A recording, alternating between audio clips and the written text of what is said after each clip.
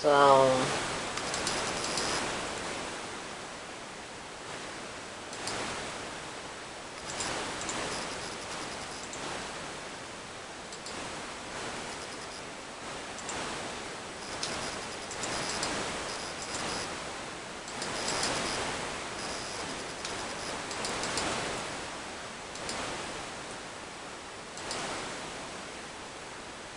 I do this because I want to have it where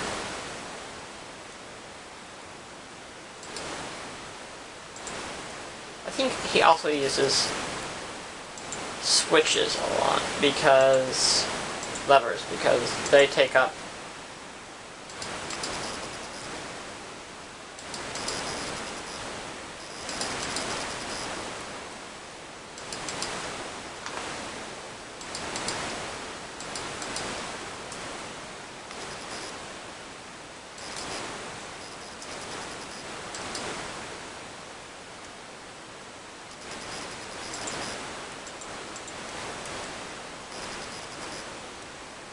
a lot less space. Okay, so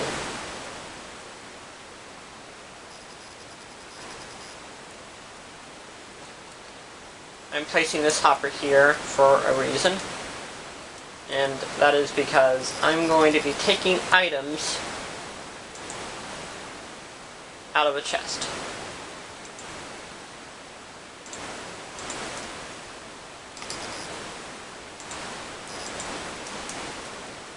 This chest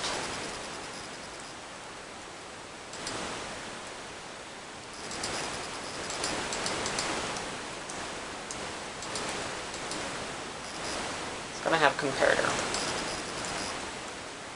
That comparator is going to go off, and it's going to do some stuff for us, but more on that later. Okay, so let's give this baby a test fire.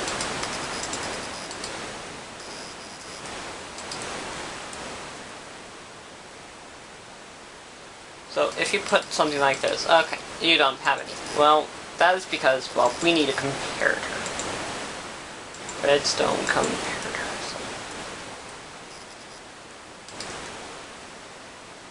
So notice how it's very low. Now, what I could do. Okay, I am back with an update. I have came up with a, well, one of the goals of this custom map is to save all the miners. To do so, you will have to stop them from starving to death, down where they are supposedly trapped. And I'm building the area where they are supposedly trapped.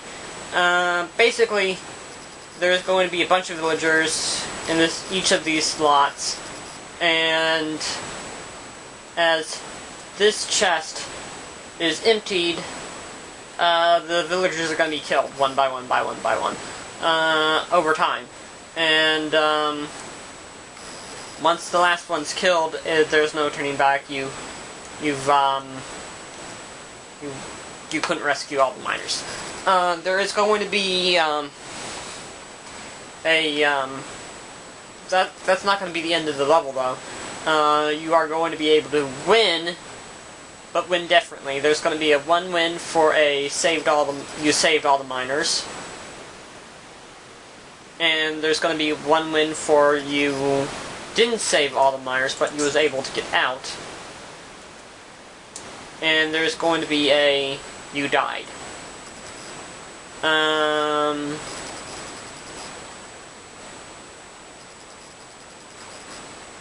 So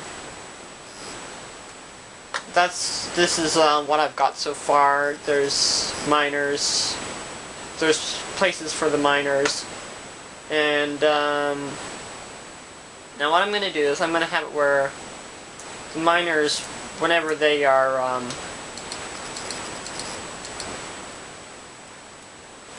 whenever after a period of time, they will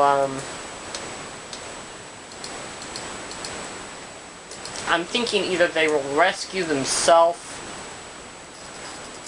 or you will rescue them. I don't know which one I'm going to do. I'm thinking they will rescue themselves. Anyway, so all that, and so whenever this goes off,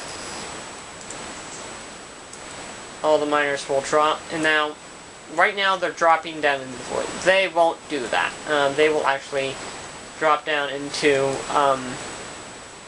they will each have a different place they're going to go, and at different places in the mine. So they will actually reappear, and they will be custom named, so that as they reappear, they will help you along your path, supposedly. So, now this dungeon is very, this mine shaft is very complicated looking. I am probably going to limit how complicated it is, simply by actually blocking off paths, either by using, just blocking off the path. You will be in adventure mode, so you cannot actually get through the areas that I don't want you to go, but you can actually get to the areas I do want you to be able to get to.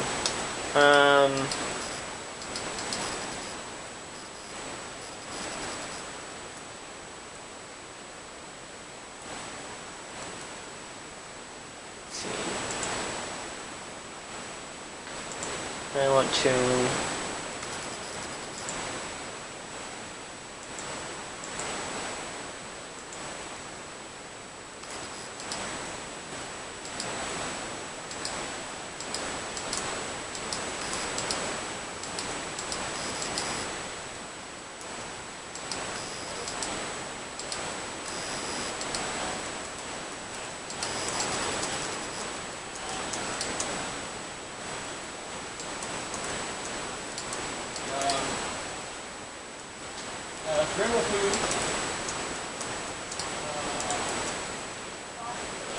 So, if you're thinking, well, how am I going to get everything started? Well, the thing is, you're going to fall through some string, some tripwire, and that tripwire will actually get the ball rolling on various things. The tripwire will actually set this off. The tripwire will set off a few other things, and that's how I will do that. And whenever I come back, it'll be mostly finished, except for a few add-ons. The reason is I'm at a pretty awkward spot, so I'm actually getting this to work, and I'm gonna have to do a lot of thinking so that I can know where these villagers are going to go ahead of time, and what they're gonna do whenever they get there, so you can either move on or continue.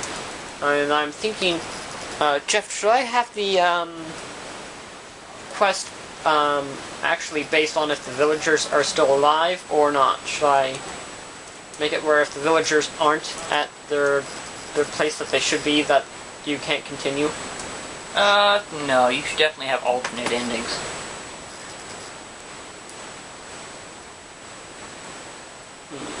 I'm thinking about having at least one of the generators be based on a villager. Oh yeah, you definitely want to have at least one villager survive. So I'm going to actually sign off, and whenever I sign back on, it will be mostly complete.